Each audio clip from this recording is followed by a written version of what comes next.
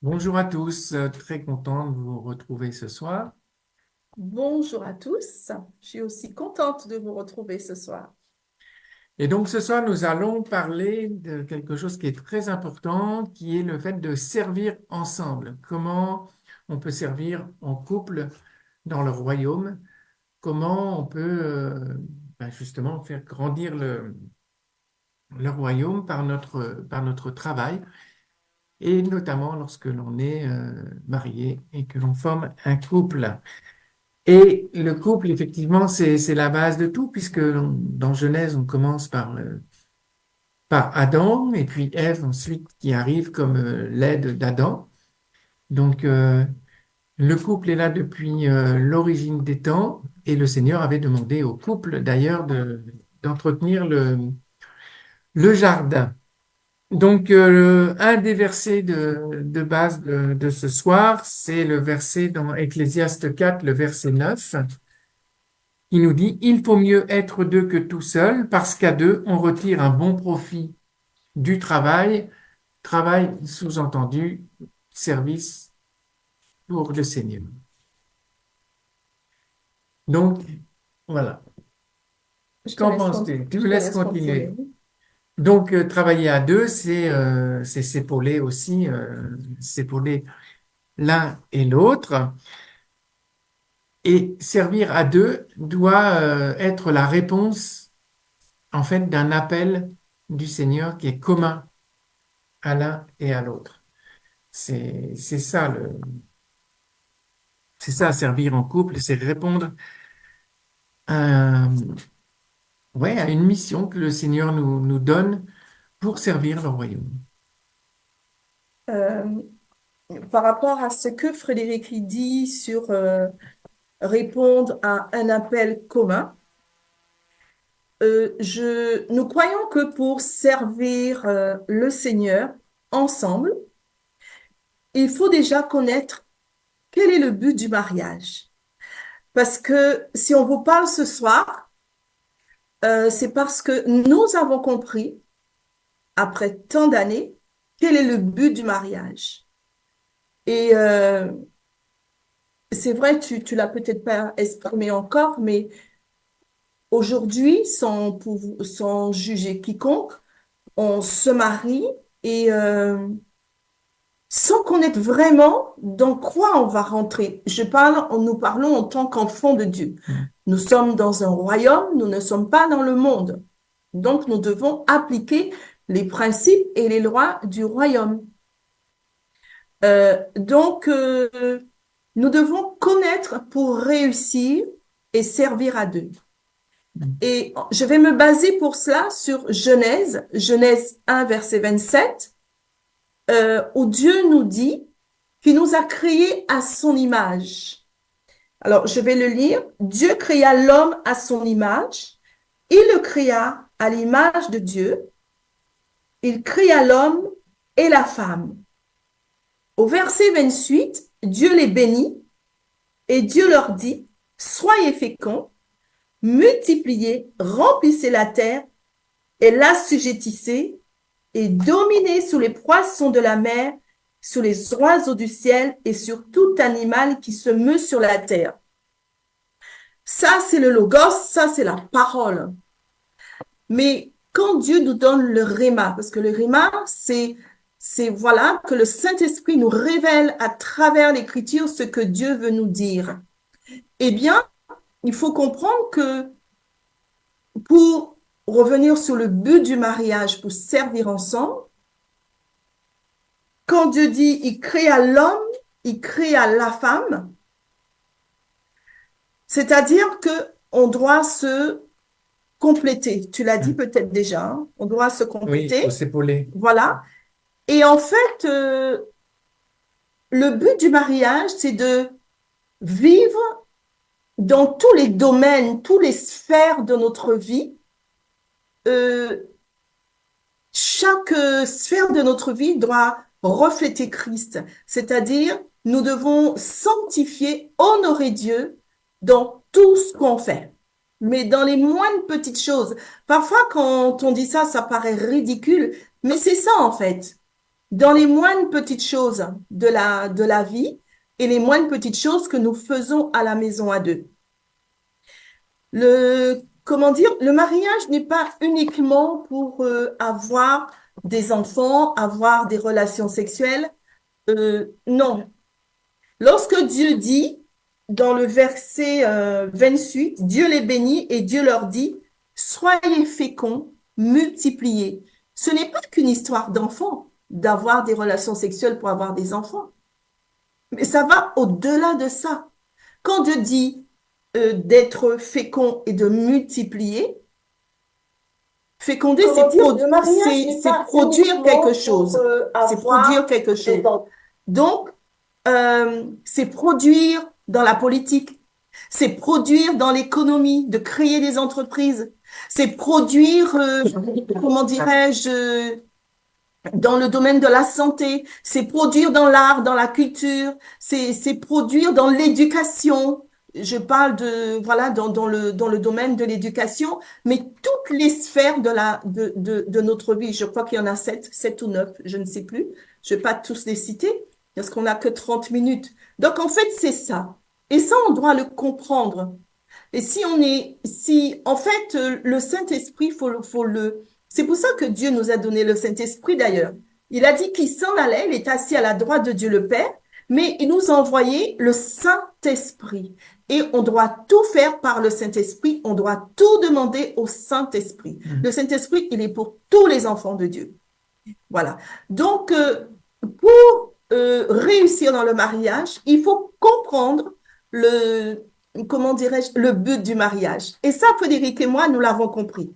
Nous l'avons compris sous le temps parce que nous avons eu une grosse tempête dans notre couple et Dieu, c'est une grâce que nous avons d'être là devant vous ce soir à deux parce que Dieu a tout restauré.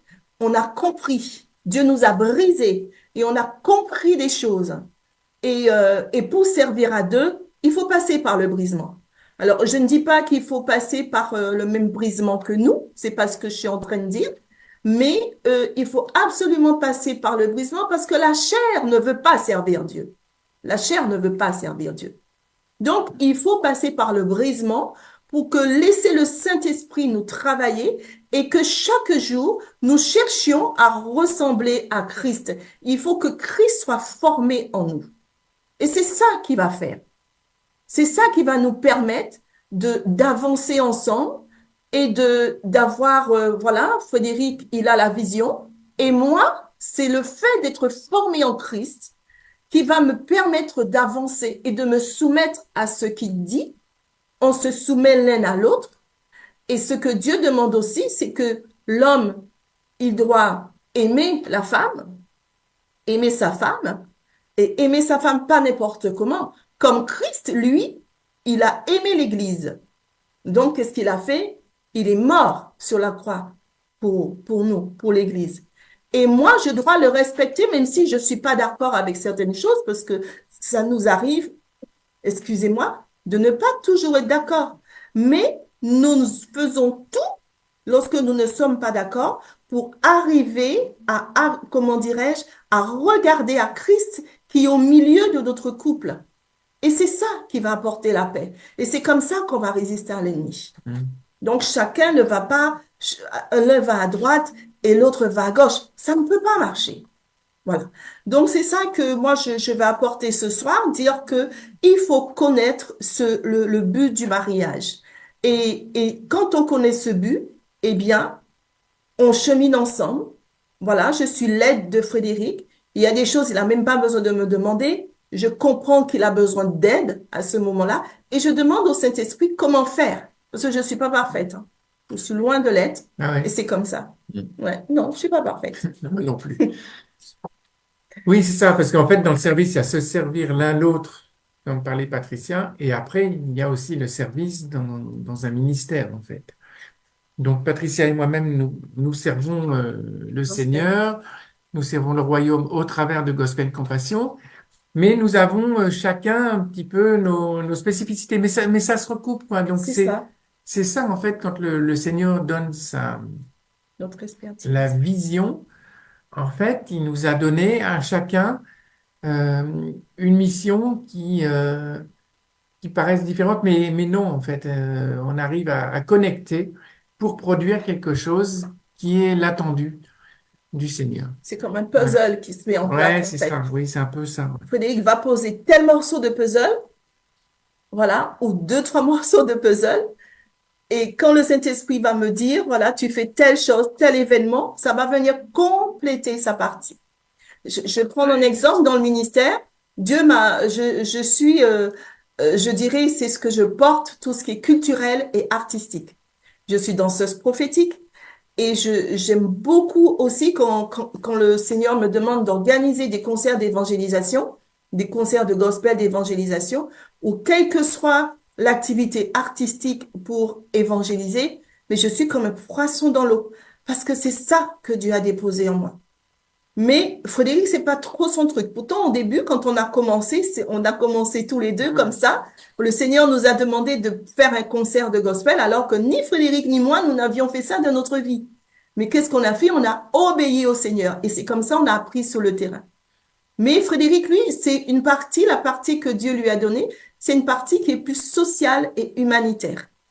Donc, ce qui fait que parfois, dans les concerts, ça dépend dans quel quartier, ça dépend quel est le thème du concert, ce côté social et humanitaire va venir, ou s'il existe, moi, je vais apporter ce côté culturel et artistique. Ou le contraire, si c'est Frédéric qui met plus le social et l'humanitaire en avant, ou si, pardon, si c'est moi qui mets plus le côté artistique en avant, mais ce sera toujours dans un côté, il y aura toujours ce côté social et humanitaire qui va ressortir par Frédéric. Donc, on se complète, en fait. Exactement. On se complète. Mais voilà, pour arriver là, il faut Il y a du répondre chemin. à l'appel. Donc, il y a plusieurs façons de répondre, en fait, quand le Seigneur appelle. Et on a des exemples dans la Bible, par exemple, quand le Seigneur appelle Jonas, par exemple. Et Jonas n'obéit pas, en fait. Voilà. Donc, Jonas fuit. Il, il fuit l'appel du Seigneur. Donc, ça a rendu, enfin, si vous connaissez l'histoire de Jonas, ça rend quand même son histoire un peu compliquée, hein. Donc, il perd du temps. Et puis pour lui, c'était sûrement pas rigolo d'être dans le ventre du grand poisson sans savoir ce qu'il allait advenir plus tard. Donc là, la fuite de toute façon n'est pas un moyen en fait, hein. Donc bon, faut avoir bien ça en tête. Après, il y a une autre personne aussi qui a hésité un petit peu je veux dire pour répondre à l'appel, c'était Moïse. Et là, il y a tout un passage là dans la Bible où Moïse négocie avec le Seigneur. Oui, mais je ne sais pas parler. C'est pas grave, je te mets à chaque fois, le Seigneur va lui dire, à chaque fois qu'il y a un mais de Moïse, il y a une réponse du Seigneur. Et puis à la fin, Moïse dit, OK, Seigneur, j'y vais. J'y vais. C'est ça. Donc il y a cette deuxième façon. Et puis il y a la troisième façon, en fait, qui est à la façon de Marie, quoi, lorsque l'ange vient. L'ange lui parle et en fait, elle dit oui. Voilà, elle obéit sans condition. Et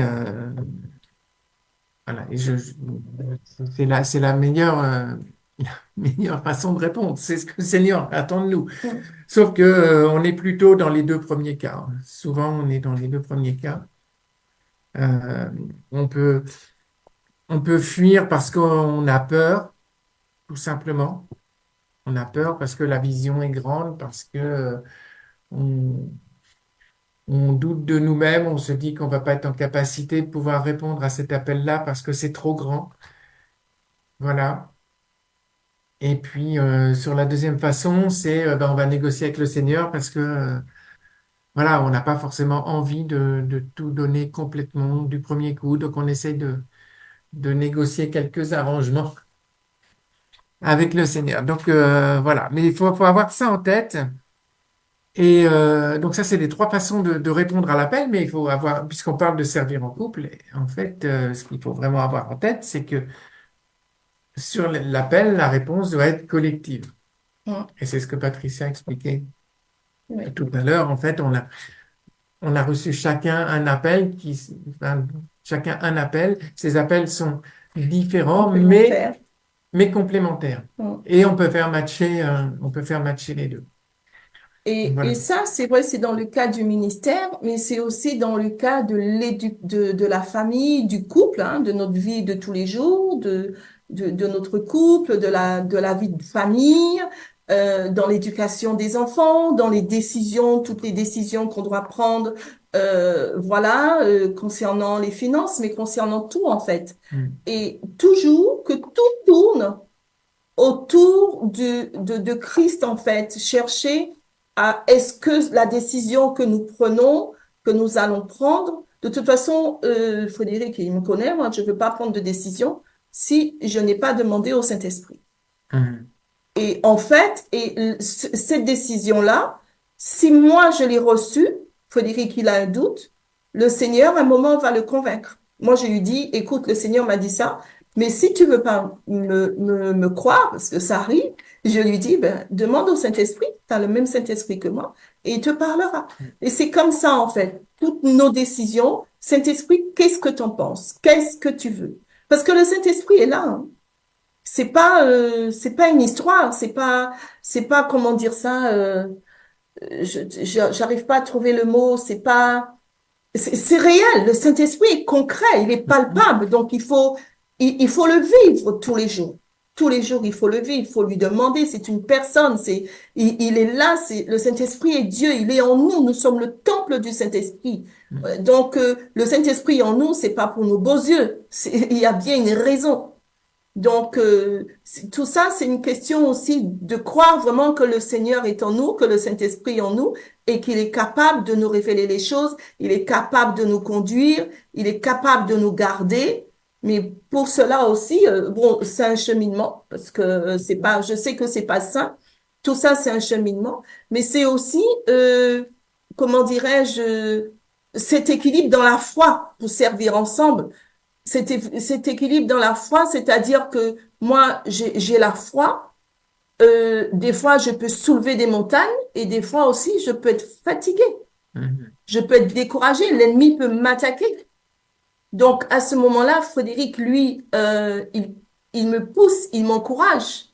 Et quand c'est l'inverse, quand c'est lui aussi qui est, des fois il peut soulever des montagnes et des fois il est fatigué, il est découragé, l'ennemi l'attaque ou ça va pas, eh bien je suis là aussi pour le soutenir. Mm. Et servir ensemble, c'est vraiment, vraiment ça. Ça veut pas dire que c'est un long fleuve tranquille, hein. Non. Non. En fait, c'est un engagement fort. Ce que tu viens de dire, en fait, Ouais. c'est ça. C'est un engagement fort. Donc, euh, il faut trouver le bon équilibre, en fait, parce il y a quand même la vie de couple Mm. hors ministère, il peut y avoir une vie professionnelle, euh, il y a une vie, il y a la vie du ministère, donc il faut essayer de trouver le bon équilibre. Et puis il y a des loisirs aussi, parce que Mm. c'est important. Oui. C'est important d'avoir des loisirs faire, pour décompresser un peu. Ça fait du bien d'aller faire du sport ou de se changer les idées en allant se promener au bord de la mer ou à la montagne. Donc voilà, il y a tout ça qu'il faut réussir à bien équilibrer. Et puis, c'est d'autant plus difficile qu'on est deux êtres différents. On en a déjà parlé auparavant, mais on est quand même deux êtres différents avec voilà, des rôles différents, hein. Typiquement, professionnellement parlant, on travaille pas ensemble. Patricia est entrepreneur, moi je travaille dans une entreprise. On n'a pas du tout le même environnement professionnel, on n'a pas du tout la même façon de travailler. Voilà, on a des statuts sociaux qui sont un petit peu différents, donc on Mm. fréquente pas les mêmes personnes. Il y a tout ça en fait hein, qui fait que c'est pas, ça nécessite un effort permanent. Et tout ça, il faut réussir à gérer toutes ces choses-là et assurer la paix entre nous. Mm. Parce que, ouais, comme tu disais, hein, des moments où il y en a qui sont fatigués, énervés, tout ça, c'est pas forcément simple tous les jours. Donc il y a ça, c'est important. Et quelque chose qui est important aussi, c'est de savoir mettre son orgueil de côté. Mhm. Parce que Ça, forcément, ben, voilà, faut savoir reconnaître que l'autre, à un moment donné, peut avoir raison. Je ne veux pas dire qu'il a toujours raison, mais peut-être qu'à ce moment-là, ben, c'est lui qui a raison et puis pas nous. Donc ça, c'est vraiment, est-ce que je peux rajouter quelque chose à ce que tu je dis? sais pas, ça dépend de quoi. Mais en fait, par rapport à ce que Frédéric dit, en fait, il faut toujours, que ce soit dans le ministère ou pas, tirer l'autre vers l'avant. Chercher toujours à élever l'autre. Et c'est ça aussi qui est aussi un moteur. Et comme on cherche en Christ, on doit grandir. Comment dirais-je, on doit grandir spirituellement dans notre foi. Si on grandit pas, c'est en couple, c'est qu'il y a un problème. Sinon, après, on doit grandir aussi dans tous les domaines de notre vie. Le mariage, comment dirais-je, c'est aussi quelque chose. On est marié aussi pour grandir ensemble, pour vieillir ensemble. Enfin, il y a plein de choses, mais on grandit ensemble, on avance ensemble. Bon, il y a des moments où c'est vrai que c'est plus difficile, on peut stagner, mais il faut toujours, Frédéric vient de parler d'orgueil. Et l'orgueil, c'est ce qui tue le couple quand on laisse l'orgueil prendre le dessus. On va voir que l'autre va mal, même si, bon, il y a eu des choses qui n'ont pas été dans la journée, mais il faut mettre son orgueil de côté. Saint-Esprit, tu le connais. Comment je peux faire? Comment je peux... Il faut toujours qu'il y en ait un qui fasse le premier pas. Il ne faut pas que ce soit toujours les mêmes. Mais en général, en général, ce sont les femmes qui font le premier Mais bien pas. sûr. Je dis ça Mais en général. Je ne dis pas que tu le fais pas, ça arrive. Mais en général, ce sont les femmes. Et c'est tout à notre honneur. C'est-à-dire que il faut toujours tirer l'autre vers l'avant, parce que c'est ce que le Seigneur nous demande. Voilà, édifier, voilà, s'édifier l'un et l'autre, et dans chaque domaine de notre vie. Du moment qu'il y a, quand on sert ensemble, du moment qu'il y a des pensées qui viennent, ouais, t'as vu ce qu'il a fait, ça va pas, tu m'as mal parlé, des choses comme ça, etc. C'est notre ego. Parce que dans ce cas-là, ça veut dire que on cherche des choses pour nous-mêmes. Ça doit tourner pour nous, pour mon moi. Notre moi doit mourir hein, quand on est en couple. Hein. Si notre moi ne meurt pas, ça va être très difficile de fonctionner. Très difficile. oui, et on revient sur la question d'unité. Ouais, Hein, on revient sur ouais. la question d'unité dans le couple parce que dès que vous vous levez pour faire quelque chose, rentrez dans l'appel du Seigneur, mais c'est valable aussi dans l'entreprise, enfin dans le monde extérieur hein, ou dans le monde associatif. Si vous prenez des responsabilités, forcément, il y a des gens qui vont pas être contents. Mm. Et il y a des gens qui vont se lever contre vous. Et ça, si on n'est pas unis, ça peut devenir compliqué. Donc ça, c'est vraiment quelque chose qu'il faut vraiment avoir, qu'il faut avoir en tête, quoi. Il faut apprendre sur les critiques que les gens peuvent faire. Il faut apprendre aussi à discerner les bonnes critiques. Donc, parce qu'il y a des gens qui critiquent pour critiquer, c'est leur métier, ils sont critiqueurs. Donc là, il n'y a rien à tirer de ces personnes-là. Et c'est celles-là les plus dangereuses, Il faut d'ailleurs. même les fuir. C'est les plus dangereux. Ah, par contre, vous pouvez avoir autour de vous des personnes qui ont de la critique constructive, c'est-à-dire qu'ils ne sont pas en permanence dans le jugement, quoi, mais voilà, ils peuvent dire quelque chose, ils peuvent venir nous voir et puis dire, ouais, Patricia, Frédéric, là, ce que vous avez fait, là, ça colle pas, c'est pas terrible, tout ça. Il y a une façon de le dire. De toute façon, on le voit bien. Oui, il y a une façon de le dire. Il faut toujours, quand on juge, on critique de façon constructive, il faut proposer derrière des Voilà, il faut solutions. Il ne faut pas justifier, il faut critiquer pour proposer. Donc, critiquer. voilà. Et il y a quelque chose aussi, on apprend au travers de ça, alors au travers des critiques, mais aussi de l'engagement et tout ça, c'est l'humilité. Mm. Voilà. C'est l'humilité qui permet de grandir, en fait. Les gens humbles grandissent. Si vous êtes humble, vous êtes enseignable, par exemple. Donc, vous acceptez une critique constructive, parce que la critique constructive, ça peut être une forme d'enseignement, on va dire, entre guillemets. D'accord? Donc, l'humilité, voilà, c'est quelque chose de très important.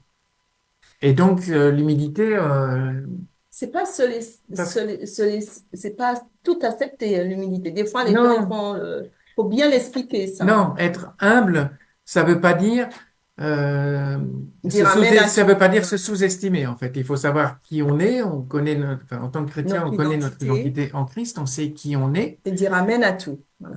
Voilà, ça c'est une chose. Donc on peut connaître son identité, être humble, mais il faut pas tomber euh, dans l'orgueil en fait. Je sais qui je suis, donc je maîtrise mes sujets, je suis le meilleur et je sais tout. Et ben Niet. ça marche pas. D'accord? Donc, euh, par contre, si on est humble, eh ben, on reconnaît ne pas être parfait tout le temps, ne pas connaître tout, et puis voilà. Et c'est comme ça qu'on grandit et que d'autres peuvent grandir à notre, voilà. Et comme on est entouré, voilà, d'une certaine hostilité, eh bien, il faut apprendre à se réjouir dans la joie du Seigneur. En fait. C'est ça. Rire à Trouver la deux. joie en Voilà. Jésus-Christ. Parce que là, Jésus-Christ, lui, il est là, il nous suit, il nous encourage. C'est le seul qui est constant dans son Ben oui. Parce que accompagnement le Saint-Esprit a malgré tout. beaucoup d'humour, hein. Le Saint-Esprit il rigole, Dieu rigole, hein. Il faut qu'on sorte de la religiosité, cette religiosité dans laquelle on nous a embourbés, là. Voilà, excusez le mot, mais il faut sortir de cette religiosité, en fait, moi je dirais, ce pharisianisme, et il existe encore au XXIe siècle, hein. Des pharisiens, il y en a plein dans nos églises, hein. Mais il y en aura toujours jusqu'à ce que Jésus revienne. Mais c'est à nous, voilà, par rapport à notre identité, par rapport à la façon dont on se laisse conduire et transformer. C'est surtout ça. Pour avoir le caractère de Christ, c'est pas quelque chose qui se fait en un clin d'œil, en un claquement de doigts. C'est toutes les secondes, toutes les minutes, tous les heures où on se laisse transformer par rapport à ce que le Saint-Esprit nous dit de faire. Et c'est pas facile. Mais c'est au fur et à mesure. Voilà, avoir la stature de Christ. Et c'est Oui, toute c'est notre ça. vie, c'est toute notre vie. Et servir ensemble, il faut respecter aussi les étapes, comment dirais-je, les saisons aussi de la vie, parce que les saisons du couple, les saisons du mariage, parce que il y a Mm. plusieurs saisons. Et c'est pour ça qu'aujourd'hui, le fait que nous on parle comme ça maintenant, mais le fait que dans le mariage, aujourd'hui on veut aller vite. Comme on dit, voilà, comme les micro-ondes, génération micro-ondes, on veut tout vite, tout vite, tout vite, tout vite. Ça n'a pas le temps, on n'a pas le temps comment dirais-je, de se connaître, d'apprendre les choses ensemble, de faire les choses ensemble. Voilà, il y a un souci, on se lève, on se lève ensemble, ou l'un se lève et tire l'autre vers le haut. En fait, c'est ça. C'est, et je pense que il y a quelque chose aussi, servir ensemble quand on s'est trompé. On n'a pas demandé à Dieu. On n'a pas demandé à Dieu qu'on connaissait pas le Seigneur. Euh, ou, ou même si on connaît le Seigneur, on s'est trompé, c'est pas la bonne personne. Mais Dieu, il est Dieu, hein, à lui rien n'est impossible. Il est capable de changer le cœur de cette personne. Il est capable de toucher le cœur de la personne et de transformer cette personne pour qu'il y ait une harmonie, en fait. Dieu Mm. est un Dieu de paix, hein. Dieu n'est pas un Dieu de guerre, hein. Oui, quand tu parlais des saisons tout à l'heure, effectivement, dans notre vie chrétienne, il y a plusieurs saisons. Alors, ça dépend à quel âge on se convertit, vous allez me dire. Mais en fait, euh, quand on se convertit, la première saison, ça va être d'apprendre à la parole, c'est d'apprendre à connaître le Seigneur de plus en plus. Donc, on va être dans une phase un petit peu d'apprentissage. Après, selon notre âge, on peut avoir une phase où on va avoir des enfants. Donc, il faut qu'on s'occupe de nos enfants. Notre famille est importante. La famille, c'est le Seigneur qui nous la donne. Donc, il C'est faut la première s'occuper de ses église. enfants. C'est la première église. Donc, s'occuper de ses enfants. Donc, ça veut dire que servir le Seigneur, ça va encore être différent. C'est une autre étape. C'est pas parce que vous avez des enfants que vous pouvez pas servir. Mais on sert autrement. On a un peu moins de disponibilité, tout ça. Donc, on sert autrement. Et puis après, les enfants s'en vont. Et puis là, vous avez plus de temps. Donc là, vous pouvez vous investir plus dans le service. vous pouvez vous donner plus dans l'appel que le Seigneur a mis sur votre couple. Donc voilà, c'est ça aussi dans le servir à deux, ben, c'est servir à deux en avec fonction des Christ. saisons. Voilà. Et avec Christ. Si Jésus est au milieu et on se réfère à lui pour tout, même s'il y a des tempêtes, des attaques, il y en aura. Mais on va pouvoir traverser ces temps, traverser ces tempêtes, traverser ces déserts avec Christ. Mm. Ça, c'est sûr. Et c'est transformateur. On n'aime pas les déserts, hein. Moi non plus, j'aime pas, hein. Il y a personne qui aime. Mais je vous assure, c'est transformateur. On Mm. est passé dans un grand désert. C'est pour ça qu'on est devant vous aujourd'hui. Voilà. Voilà. Et Donc, donc, pour terminer, parce qu'on arrive déjà au terme de cette petite émission, hein, donc je voulais vous rappeler le psaume 126, en fait, qui dit au verset 5 et 6, ceux qui sèment avec larmes moissonneront dans la joie. Celui qui marche en pleurant avec un sac de semences reviendra avec joie en portant ses germes. c'est ça. Donc, c'est ça, en fait. Voilà. Quand Semer. on sert ensemble, eh bien, on va moissonner avec larmes parce que c'est compliqué. Mais un jour, au temps voulu, eh bien, nous récolterons avec joie. Voilà. Donc, Donc, vous donc voyez, on vous c'est dit, ça, on se complète. Là, on a été vraiment ensemble, c'était spontané. Donc, on espère que cette émission vous a plu. c'est ça. Mhm. Et si vous avez des questions, ben, n'hésitez pas à nous envoyer des SMS, un mail vers à Gospel Compassion. On est à votre écoute et on saura vous répondre. Voilà. Donc, On on vous vous dit, remercie de votre écoute, bien de votre sûr, patience et que Dieu vous bénisse. soyez Voilà. bénis et à très bientôt. Au À la revoir. prochaine. Au Ouais. revoir. Au revoir à tous. Merci.